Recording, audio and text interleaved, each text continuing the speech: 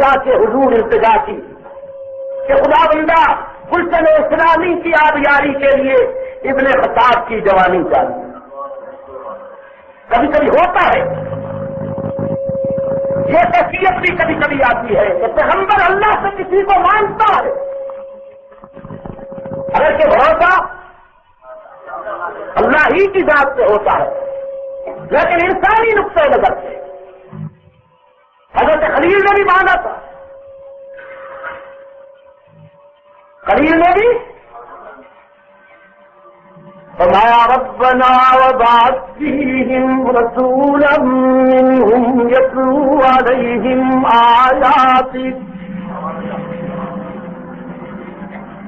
ويعلمهم الكتاب والحكمة ويزكيهم إنك أنت العزيز الحكيم. پروردگار عالم بڑے خلوص اور عقیدت کے ساتھ میں نے یہ مرکز رشد و ہدایت تعمیر کیا. اب اس میں استاد بن کر معلم بن کر آنے والا وہ آخری رسول کہ جس کی رسالت پر ایمان کا وعدہ تو نے عالم ارواح میں ہم سے لے لیا تھا، وہ بھی میری اولاد میں سے عطا کر. تو وہ کیا کرے گا یہاں آ کر؟ تعویذ گنڈا نہیں بیچے گا،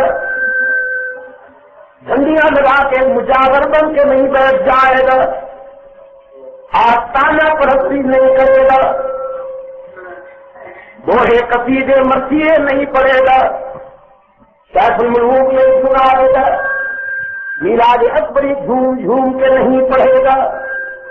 یتلو علیہم آیات، اس کے در و دیوار کو تیری آیات کے انوار سے منور کرے گا. وَيُعَلِّمُهُمُ الْكِتَابَ وَالْحِكْمَةَ، اور تیرے بندوں کو کتاب و حکمت کی تعلیم دے گا. وَيُزَكِّيهِمْ، اور اس دارالعلوم میں آنے والوں کو پاک بنائے گا، ان کا تزکیہ کرے گا، ان کا تجلیہ کرے گا، ان کا تزکیہ کرے گا.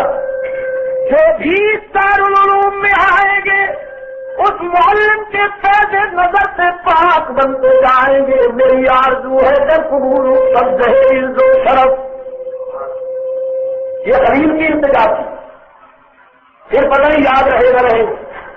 اسی ضمن میں ایک سوال، رسول اللہ صلی اللہ علیہ وسلم کے مکتب میں جو لوگ داخل ہوئے اور پیغمبر کے حسن تعلیم و تربیت و فیض نظر نے جنہیں مثالی انسان بنائے، وہ سب پاک بنے.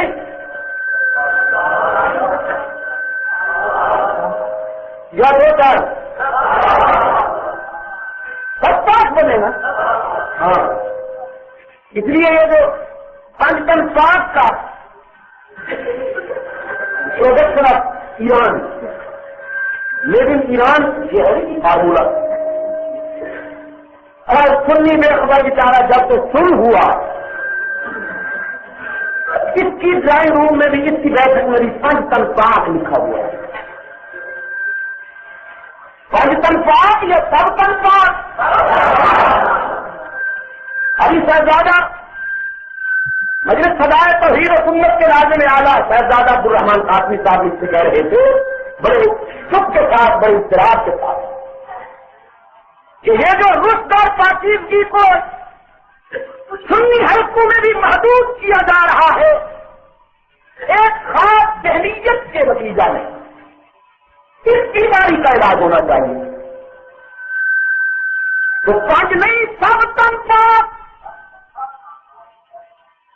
اس لیے کہ جب ہم سب تن پاک کہیں گے تو ان میں پانچ بھی آتے ہیں، لیکن اگر پانچ کہیں گے تو باقی نہیں آتے. حضرت علی پاک ہے، جو حضرت علی کو پاک نہیں مانتا وہ خاندانی ناپاک. حضرت حسن پاک ہے، جو حضرت حسن کو پاک نہیں مانتا مردود ہے. حسین پاک ہے، جو حسین کو پاک نہیں مانتا وہ بھی اصلی بےایمان ہے. سیدہ فاطمہ بھی پاک ہے، جو فاطمہ کو پاک نہیں مانتا اس جیسا بدبخت کوئی نہیں، لیکن صدیق اکبر پاک نہیں ہے،